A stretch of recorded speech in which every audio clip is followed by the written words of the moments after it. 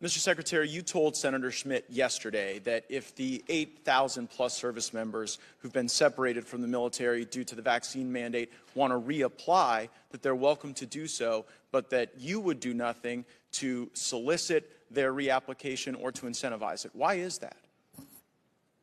I think it's incumbent upon the individual to make that decision and reapply. The mechanisms are there.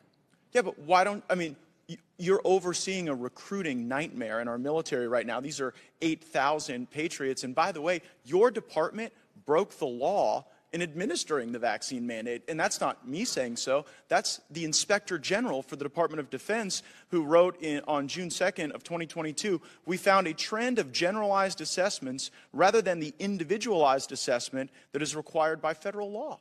The department did not break the law. So the DOD, so wait, you mean the IG is wrong?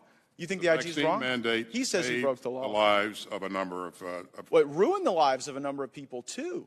And it ruined the lives of people who love our country and want to re-enlist. Let me ask you this question. If we direct you by force of law to re-engage and incentivize the re-enlistment of these folks with full back pay and rank, do you have the capability to follow that instruction? You put provisions in the law to enable those people those former service members to reapply in accordance with the service.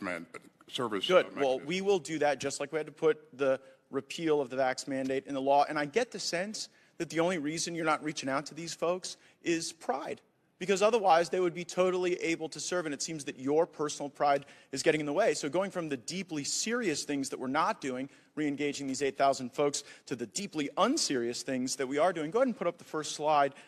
I guess my question is, how much taxpayer money should go to fund drag queen story hours on military bases? You know, drag queen story hours is not something that the department funds. Well, wait a second. That's actually not what the record seems to suggest. You were going to fund one at Ramstein Air Force Base. That one got canceled, but that's DOD insignia. That's a drag queen story hour for children. Then also at Malmstrom Air Force Base outside of Great Falls, Montana, you had a drag queen story hour for kids. At the Joint Base Langley Eustis, you put on a drag queen story hour on a Saturday for the first ever kid-friendly diversity, equity, inclusion summer festival. And at Nellis Air Force Base, you had the Drag You Nellis on June 17th. Who funded these things, Mr. Secretary? Listen, drag shows are not something that the Department of Defense supports or funds. So. But wait, why are they happening on military bases? I just showed you the evidence. Why are they happening? I will say again, this is not something that we support or fund. Well, so you think hosting a drag queen story hour on a military base isn't supporting the drag queen story hour?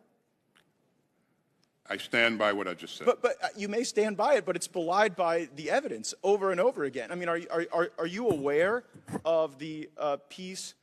Biden's military, Air Force Base in Montana holds drag show, drag queen story hour for kids in the Western Journal. Are you aware of that? Again, I will say what I've said before. You're saying what you're saying, but I guess it just doesn't comport with the facts. General Milley, this will be my last time to question you. You mentioned 2 years ago that you wanted to better understand white rage. And so my question is this. Did you read this book? No, not at all. It is What is White Privilege is the book, and it's actually written by a DOD official, a senior official in diversity, equity, and inclusion, and there are now hundreds of these books in dozens of schools, and I wonder if you guys connect this to your problems with recruiting. I've never read it, never seen it. Frankly, I don't even think about that stuff. I think about go ahead and put up the next slide. About the readiness of the force. Go ahead and put up the next slide, please.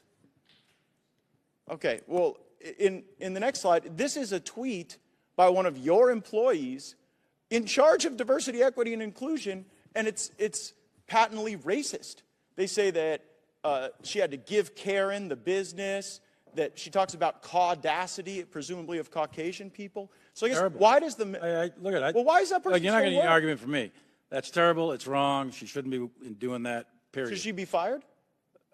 That's a DOD employee, not U.S. military uniform. Should they be fired, Secretary Austin? Again, as you heard in your subcommittee here, this incident was investigated, and And they're of course still employed. Mr. Chairman, I have a series of unanimous consent requests since my time has expired. Without objection.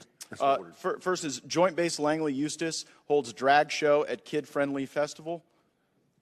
And the next is U.S. military defends drag show at largest training center as, quote, essential to morale.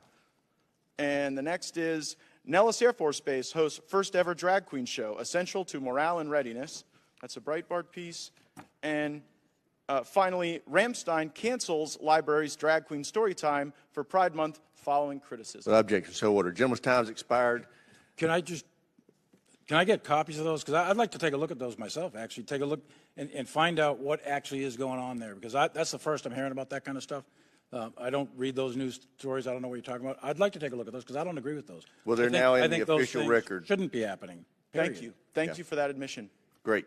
I would like to point out, Chairman, that our students in Dodea schools scored the highest on the 8th graders and 4th graders scored the highest in math and reading in the country. So I want to thank all of our Dodea professionals who made that possible, and I encourage them to keep it up. I hope you're not thanking that one. Yeah. Gentleman's time has expired.